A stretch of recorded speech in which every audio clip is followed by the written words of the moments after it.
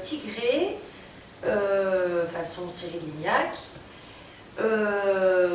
Pour cela, on va avoir besoin donc, de 80 g de beurre, 145 g de sucre glace, 50 g de poudre d'amande, 50 g de farine, 2 g de levure, 150 g de blanc d'œuf et 125 g de pépites de chocolat. Pour la garniture, on va prendre 50 g de chocolat et 50 g de crème liquide. Donc une recette, je vous dis régulièrement qu'il faut garder vos blancs d'œufs. Donc là j'ai sorti les blancs d'œufs qui étaient dans le congélateur. Donc c'est une des recettes dans laquelle on peut utiliser donc que des blancs d'œufs. On va utiliser comme moule donc le moule 24 spirales. Alors la recette, les proportions, on fait plus d'une plaque. Alors deux solutions, soit vous faites une première tournée, vous attendez que ça refroidisse, vous démoulez et vous refaites une deuxième tournée par la suite, sachant que dans la deuxième tournée, vous n'aurez pas une plaque complète, mais 10 à 12 pièces à peu près. Ou sinon, on peut utiliser également un autre moule, donc là par exemple le moule mini Saint-Honoré, dans lequel vous avez un petit creux également, donc on pourra mettre également du chocolat dedans. Voilà, donc on va commencer par faire un beurre noisette. On va simplement mettre le beurre à chauffer dans une casserole jusqu'à ce qu'il ait une couleur ambrée et vous allez ressentir également donc comme une odeur de noisette. À partir de ce moment-là, on éteint et on laisse tranquillement refroidir.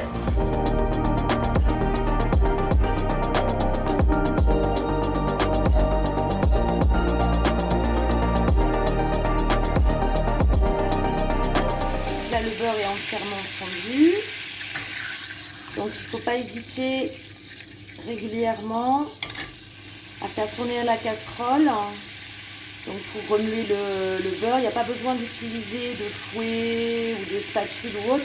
Juste comme quand on fait un caramel, voilà, simplement faire tourner la casserole.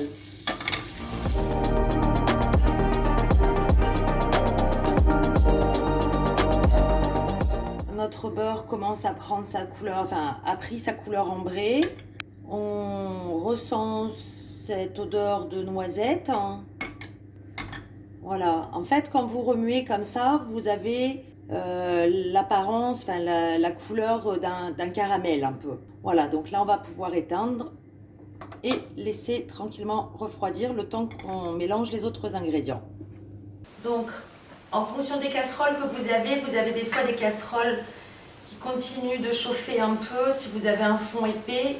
Donc pour éviter que votre beurre cuise encore, n'hésitez pas à le transvaser dans un autre récipient. Donc là, on va pouvoir mélanger donc, notre sucre glace, la poudre d'amande, la farine et nos 2 g de levure. Donc on va mélanger toutes les poudres ensemble. Une fois que tout est mélangé, on va pouvoir ajouter nos blancs d'œufs petit à petit. Donc évitez de mettre tout d'un coup. Voilà.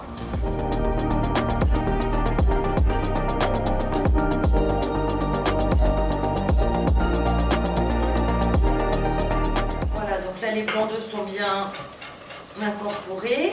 On va pouvoir ajouter notre beurre noisette. Donc,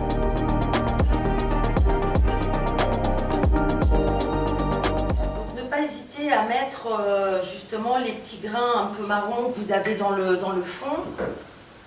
C'est pas brûlé hein, du tout. C'est ça également qui va donner ce petit goût de noisette. Il ne reste plus maintenant qu'à ajouter nos pépites de chocolat. Et on va pouvoir répartir dans nos empreintes. Donc pour répartir dans nos empreintes, on va utiliser le pichet parce que la poche à douille, ça va être trop liquide, enfin l'appareil est trop liquide pour pouvoir mettre à la poche à douille. Parce que même en mettant quelque chose, une douille avec un embout fin, après on va avoir les pépites de chocolat sinon qui vont bloquer. Alors ne pas hésiter à remuer régulièrement. parce que vous allez avoir sinon toutes les pépites de chocolat qui vont redescendre dans le fond de la préparation. Vous allez vous retrouver avec toute une partie sans pépites et toute la fin qu'avec des pépites de chocolat. Voilà, donc là on va pouvoir répartir.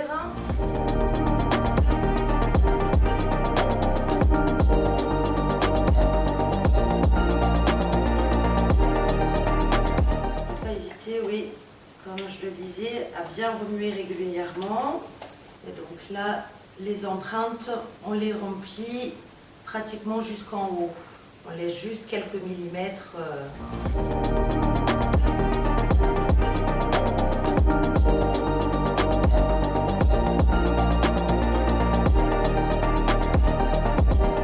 Voilà, donc la première plaque est prête. Et pour éviter de laisser notre four trop longtemps allumé à faire une deuxième plaque après cuisson, on va répartir dans un autre moule. Bien qu'ayant remué régulièrement, je me retrouve dans le fond avec beaucoup plus de pépites. Donc dans ces cas-là, ne pas hésiter avec une cuillère à en rajouter dans celle qui vous semblerait un peu plus vide en pépites. Donc voilà, donc nos empreintes sont remplies. On n'a plus qu'à enfourner donc entre 15 et 20 minutes. Mais avant, on va donc déposer une sile-pâte dessus pour éviter que ça gonfle de trop. Et ça va nous permettre d'avoir une base un peu plus plate.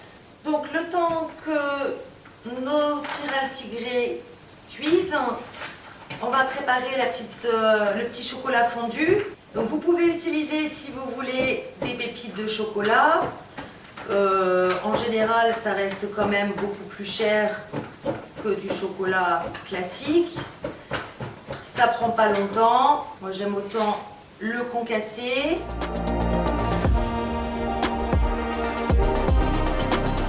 Le but, en fait, c'est juste d'avoir des plus petits morceaux, parce qu'on va venir verser dessus donc notre crème liquide qui va être chaude. Donc, si vous avez des morceaux, si vous laissez juste vos carrés de chocolat comme ça, bien évidemment, ça va avoir du mal à fondre.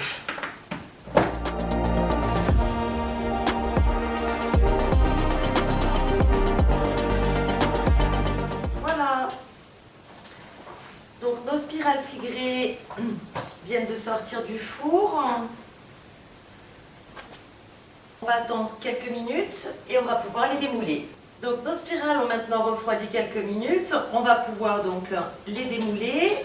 Ne pas hésiter à rentrer le pouce à l'envers pour bien les décoller.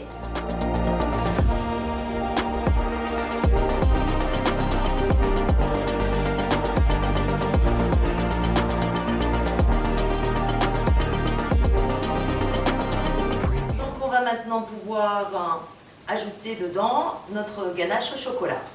Donc notre chocolat est coupé, on va mettre donc nos 50 g de crème à chauffer pour pouvoir les rajouter au chocolat. Voilà, donc la crème est chaude, on va la verser sur le chocolat, on va mélanger. Donc là je prends avec la cuillère magique pour faire fondre le chocolat. Voilà, donc là notre chocolat est bien fondu, on va pouvoir donc insérer notre ganache dans nos spirales. Donc à la poche à douille, ça va être compliqué. À la cuillère, on peut le faire, mais c'est un petit peu plus long. L'idéal, si vous avez, donc avec une seringue.